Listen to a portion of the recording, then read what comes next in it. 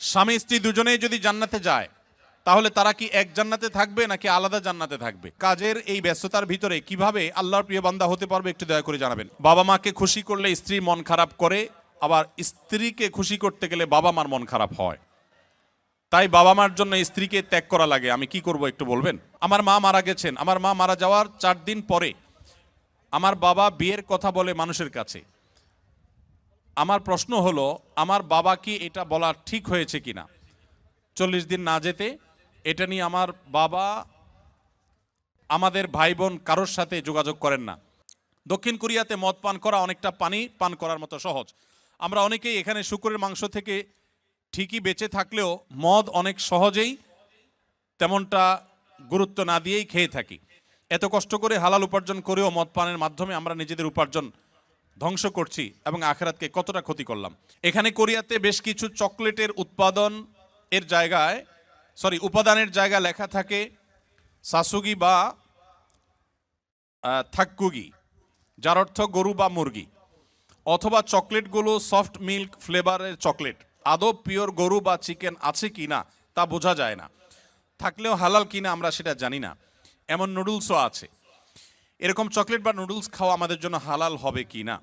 সময়ের অভাবে জুমার নামাজ 2 রাকাত পড়লে নামাজ হবে কিনা? এরপরে প্রশ্ন হলো, আপনাকে আল্লাহর জন্য অনেক ভালোবাসি। আমার প্রশ্ন, আমার কাজের এই ব্যস্ততার ভিতরে কিভাবে আল্লাহর প্রিয় বান্দা হতে পারবে একটু দয়া করে জানাবেন। আল্লাহর প্রিয় বান্দা হওয়ার জন্য 5 ওয়াক্ত নামাজ ঠিকমতো সুন্দর করে সমত আদায় করবেন, চোখের জেনা থেকে বেঁচে থাকবেন, মাদক সহ সকল হারাম থেকে বেঁচে থাকবেন, এবং এই পরিবেশে ভালো মানুষদের, দিনদার আলেমোলামা মুত্তাকি পরেজগারদের সাথে থাকবেন, তাদের সাথে উঠা বসা করবেন এবং দাওয়াত দেওয়ার মানসিকতা, ইসলাম প্রচারের মানসিকতা রাখবেন। সবসময় আল্লাহর জিকিরে এবং আল্লাহর স্মরণে মাশগুল থাকবেন। ইনশাআল্লাহ আপনি আল্লাহর প্রিয় বান্দা হতে পারবেন। কোরিয়ার মধ্যে আমরা কিভাবে দৃষ্টিকে নত রাখবো এবং নিজের ইমানকে বাঁচিয়ে রাখবো এই সম্পর্কে কিছু বলবেন। ইমান বাঁচিয়ে রাখার জন্য ইতিমধ্যে আমরা কয়েকটি পরামর্শ দিয়েছি, যে পরামর্শগুলো আমল করলে বা সেগুলো লক্ষ্য করলে ইনশাআল্লাহ আপনি ইমান বাঁচিয়ে রাখতে পারবেন। সেই সাথে আমি একটু প্লাস করি, প্রতিকূল পরিবেশে নজর হেফাজত করা খুব কঠিন। আপনারা জানেন এখানে মেয়েরা চলাফেরার ক্ষেত্রে ইসলামী লাইফস্টাইল তারা মেনটেন করে না, খুব স্বাভাবিকভাবে সঙ্গত কারণেই আমাদের জন্য এই পরিবেশে চোখের হেফাজত করা কঠিন হয়। মনে রাখবেন, নবী করিম সাল্লাল্লাহু আলাইহি সাল্লাম বলেছেন জেনাল আইনি আন নজর। আমাদের অনেক মুসলিম ভাইরা আছেন এখানে যারা হয়তো জানেনও না যে নবী সাল্লাল্লাহু আলাইহি সাল্লাম বলেছেন মানুষ কিন্তু চোখ দিয়েও জেনা করে। আর চোখের জেনা হলো চোখ দিয়ে সে এমন কিছু দেখলো যেটা দেখা তার জন্য অ্যালাউড না, পারমিটেড না।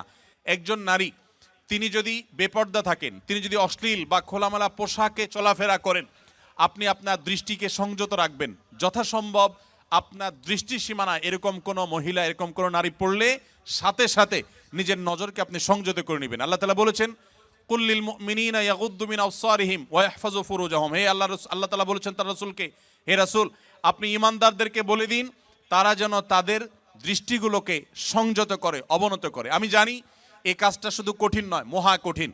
এই কাজটা শুধু কঠিন নয়, চরম পর্যায়ের কঠিন। মনে রাখবেন, আপনাদেরকে এই ধরনের পরিবেশে ঈমানের উপর টিকে থাকতে হলে, আমরা যারা বাংলাদেশে থাকি, আমাদের ঈমান এর মিটার যদি হয় 10-এ, আপনার ঈমানের মিটার থাকতে হবে 15-তে।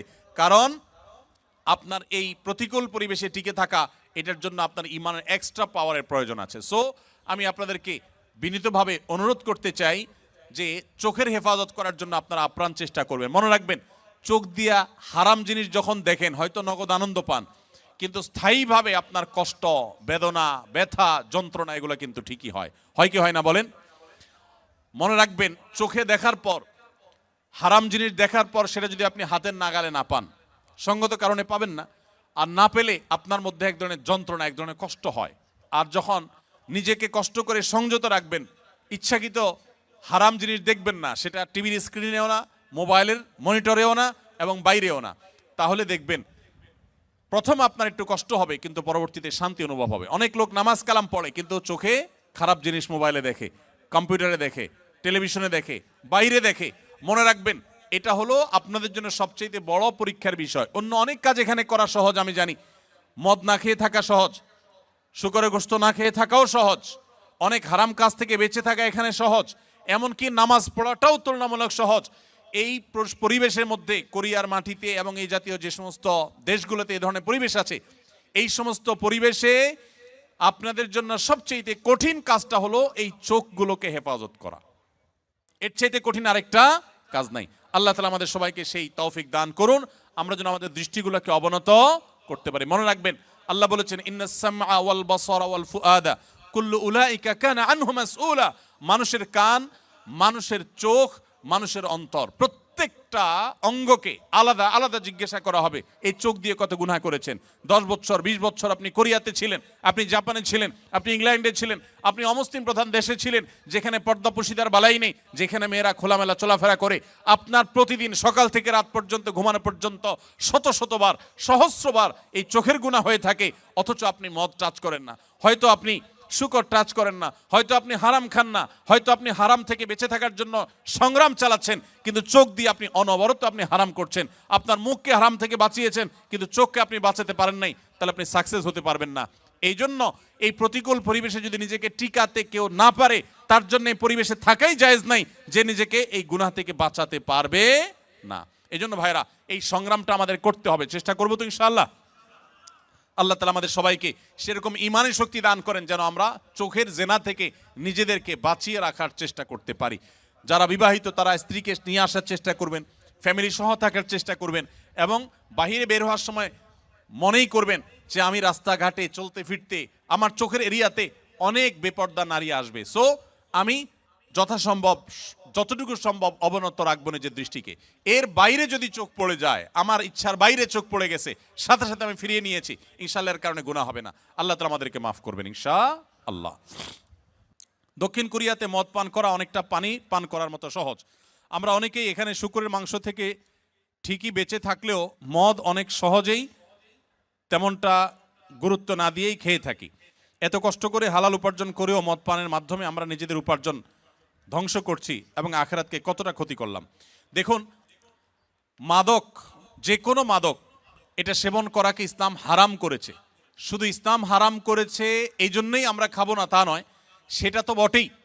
মূলত ইসলাম হারাম করেছে সেজন্য আমরা পান করব না, কিন্তু পাশাপাশি এও আমরা জেনে রাখি যে মাদক আসক্ত মানুষের শরীরের ইমিউন দুর্বল হয়ে যায়। আপনারা দেখেছেন কোভিড-19-এ তুলনামূলকভাবে মুসলমান দেশগুলোতে দেখবেন যে মানুষ অনেক কম ক্ষতিগ্রস্ত হয়েছে। আমাদের দেশের কথা যদি বলেন, বাংলাদেশে মাস্ক 2 নম্বর না 3 নম্বর না 4 নম্বর আল্লাহ জানে, এ হলো সব 2 নম্বর জিনিসপত্র। কিন্তু আলহামদুলিল্লাহ কোভিড-19-এ মানুষ আমাদের পার্শ্ববর্তী দেশ ভারতে যেভাবে মারা গেছে, দিল্লিতে যেভাবে লাশের স্তূপ পড়েছে, ঢাকায় সে তুলনায় কিছুই হয় নাই। সৌদি আরব সহ মুসলিম দেশগুলোতে এমন ক্ষতি হয় নাই, অথচ অমুসলিম প্রধান দেশগুলোতে অনেক বেশি ক্ষতি হয়েছে। এর অন্যতম বড় কারণ হলো মুসলিম প্রধান দেশগুলোতে মানুষ সাধারণত মাদক গ্রহণ করে না।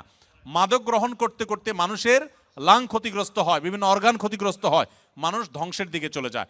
তো আমরা, আল্লাহ তাআলা মাফ করুক, যাদেরকে আল্লাহ তাআলা তৌফিক দিয়েছেন হালাল উপার্জন করার, বিদেশে আসার, তারা এখানকার মাদকের ছড়াছড়ি দেখে যদি এখান থেকে মাদক সেবন করেন, গ্রহণ করেন, তো মনে রাখবেন দুনিয়া উপার্জন করছেন ঠিকই, আপনার আখিরাত ধ্বংস করছেন। মাদক সেবন করা হারাম, কঠোর হারাম। আল্লাহ তাআলা বলেছেন ইন্নামাল খামরু ওয়াল মাইসিরু ওয়াল আনসাবু ওয়াল আজলামু রিজসুম মিন আমালিশ শাইতানি ফাজতানিবু। মদ, জুয়া, এই সবগুলো শয়তানি কর্মকাণ্ড, অতএব এগুলো থেকে তোমরা বিরত থাকো। এই মাদক আসক্ত হয়ে মানুষ অনেক অন্যায় কাজ করে, অনেক হারামের দিকে চলে যায়। নবী সাল্লাল্লাহু আলাইহি সাল্লাম বলেছেন দুনিয়াতে যে হারাম মদ পান করবে, আখিরাতের যে ড্রিঙ্কস থাকবে জান্নাতের, সেটা আল্লাহ তাআলা ওই ব্যক্তিকে পান করতে দিবেন না, সে জান্নাত থেকে মাহরুম থাকবে। এই জন্য এই লোভকে আমাদের সামলানোর চেষ্টা করতে হবে। আমরা যারা কোরিয়ায় থাকি, তারা আমাদের ছেলে সন্তানকে যদি ইসলামের দায়ী বানাতে চাই, তাহলে প্রথম থেকে কিভাবে শুরু করব এবং কোথায় বা কোন প্রতিষ্ঠানে ভর্তি করাবো, এবং এর পরের ধাপে কোথায় কিভাবে শুরু করব, শেষ পর্যন্ত বলবেন ইনশাআল্লাহ। দেখুন প্রবাসী ভাইরা যারা এই দেশে ফ্যামিলি নিয়ে আছেন, আপনাদের হয়তো আরেকটু সময় লাগবে, আপনাদের নিজেদেরকে মসজিদ ভিত্তিক বিভিন্ন মাদ্রাসা গড়ে তুলতে হবে। এই মাদ্রাসাতে ছেলে মেয়েদেরকে দক্ষ আলেম ওলামাদের মাধ্যমে আপনারা পড়াশোনা করায় বড় করবেন, আলেম হওয়ার প্রাথমিক কাজ শেষ করবেন। এরপরে তারা যথানিয়মে সৌদি আরবে, মিশরে, বিভিন্ন দেশের ইসলামিক ইউনিভার্সিটিগুলোতে তারা যাবে, পড়ালেখা করবে, ইনশাআল্লাহ তারা দায়ী আল্লাহ হয়ে আসবে। সেই সাথে যারা এখানে আছেন আর সন্তানরা দেশে আছে, আপনাদের সন্তানকে, বাচ্চা সন্তানকে ছোট থেকেই ভালো কোনো মাদ্রাসা, যেখানে ভালো পড়ালেখার মান খুব ভালো, নাম করা, ফেমাস এক জিনিস, আর ভালো হওয়া আরেক জিনিস। এখন ভালো মাদ্রাসা এটা আপনি চিনবেন কিভাবে? এটা আপনার জন্য চেনা ডিফিকাল্ট। এটার জন্য আপনি 2 জন বা 3 জন আলেম মানুষ, যিনি বিচক্ষণ ভালো আলেম, তাকে বলবেন ভাই এই মাদ্রাসার পড়াশোনার মান কি, আপনি একটু নিজে দেখে আমাকে পরখ করে বলেন। 2-3 জন যদি রেকমেন্ড করেন যে হ্যাঁ এটা ভালো, তাহলে সেখানে আপনি বাচ্চা ভর্তি করাবেন। ভর্তি করার পর চোখ বন্ধ করে ছেড়ে দিবেন না যে হুজুরের কাছে দিয়ে আসেন বাচ্চা মানুষ হয়ে গেছে। একটার পর একটা আপনি ফলো আপ করতে থাকবেন নিয়মিত, যে বাচ্চা ঠিক মতো আছে কিনা, পড়তেছে কিনা, পড়ালেখা, নামাজ কালাম, ইবাদত বন্দি সব ঠিক আছে কিনা। এরপর আপনি একটা পর্যায়ে ওই সন্তানকে সামনের দিকে একই রুটে একই নিয়মে আপনি নিয়ে আসবেন, প্রয়োজনে দেশের বাইরে পাঠাবেন ইনশাআল্লাহ। কিন্তু নিশ্চয়ই 2-3 জন আলেমের তত্ত্বাবধানে বাচ্চাকে রাখবেন। এবং